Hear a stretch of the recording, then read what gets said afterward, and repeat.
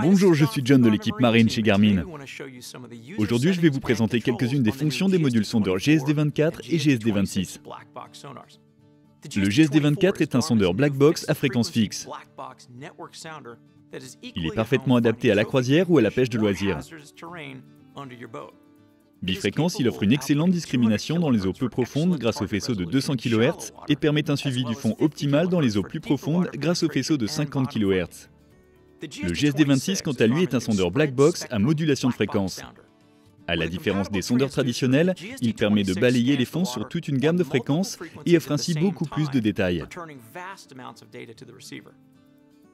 Les sondeurs GSD24 et GSD26 offrent d'excellentes performances dès la première utilisation.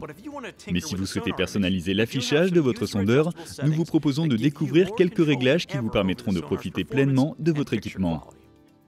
Prenons quelques minutes pour explorer les menus et vous expliquer comment tirer le meilleur parti de votre sondeur.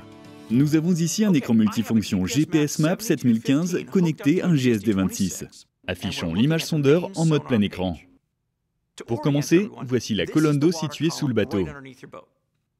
Votre bateau est situé ici à la surface de l'eau et le fond se trouve ici. La sonde permet d'afficher la présence de n'importe quel élément présent dans la colonne d'eau, comme un poisson ou le fond marin.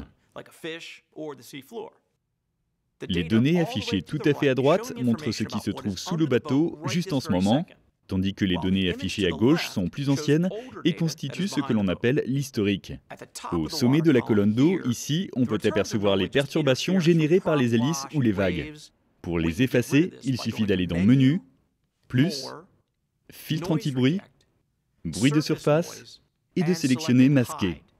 Vous pouvez constater que les interférences ont disparu. La ligne continue ici représente le signal provenant du fond. Le signal le plus fort s'affiche en rouge, tandis qu'un signal plus faible s'afficherait en bleu ou en jaune. Les structures telles que les rochers et les épaves sont généralement représentées par un signal net et puissant, donc rouge. Les chiffres à droite de l'écran indiquent la portée du sondeur. Dans notre cas, la profondeur est comprise entre 0 et 400 pieds et le fond marin situé à 400 pieds environ. Les poissons peuvent se situer n'importe où dans la colonne d'eau avec un écho plus ou moins fort. Vous pouvez voir des poissons au-dessus du fond, près d'une structure ou au milieu de la colonne d'eau, recherchant les conditions qu'ils préfèrent. Les poissons renvoient normalement un signal puissant en raison de leur vessie natatoire et sont généralement reconnaissables par ces formes courbes.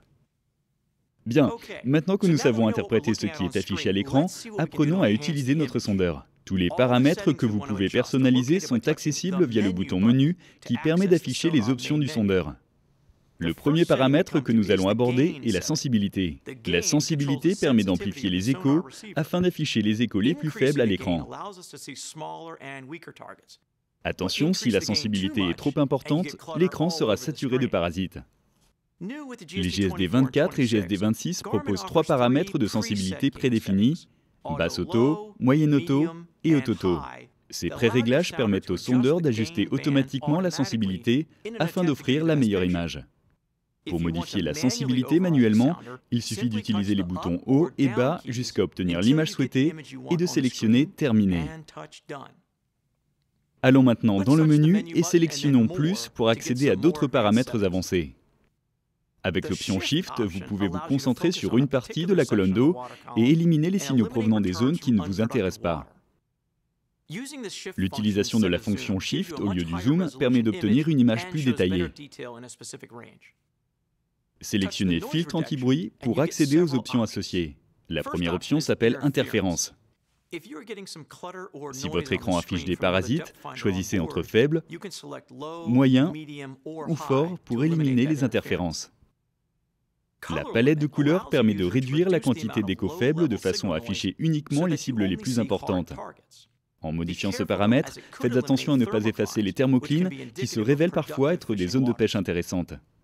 L'option lissage est utile lorsque la mer est agitée ou que le bateau gîte. Elle permet d'éliminer les bruits de surface et de lisser le fond. Lorsque cette fonction est activée, le sondeur compare les échos d'une impulsion à une autre et supprime les informations isolées. Plus le lissage est élevé, plus le sondeur supprimera des informations. Sous le menu Aspect de l'affichage, on peut apercevoir le menu Edge. Il permet de mettre en évidence la dureté du fond.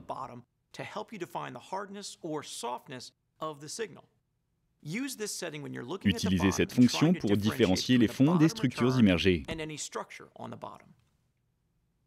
Une des nouveautés des GSD24 et GSD26 est la possibilité de couper l'émission du sondeur.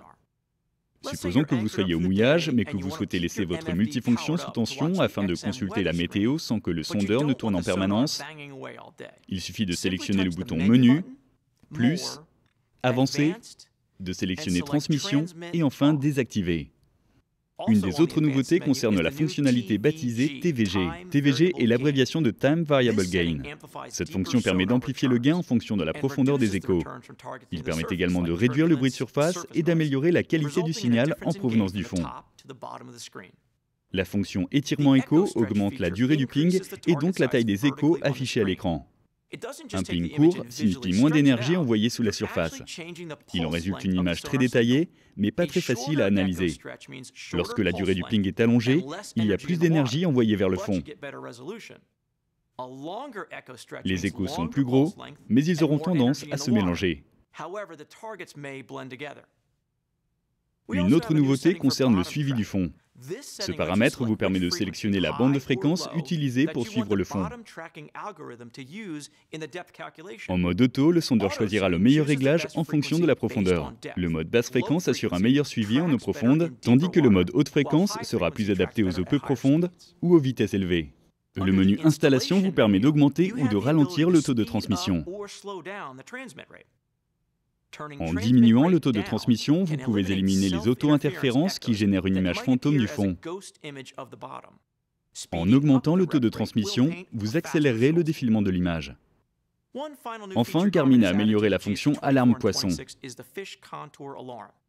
Vous pouvez maintenant programmer des alarmes poissons en fonction de sa profondeur ou de la force de son écho, en définissant vous-même l'intensité minimale.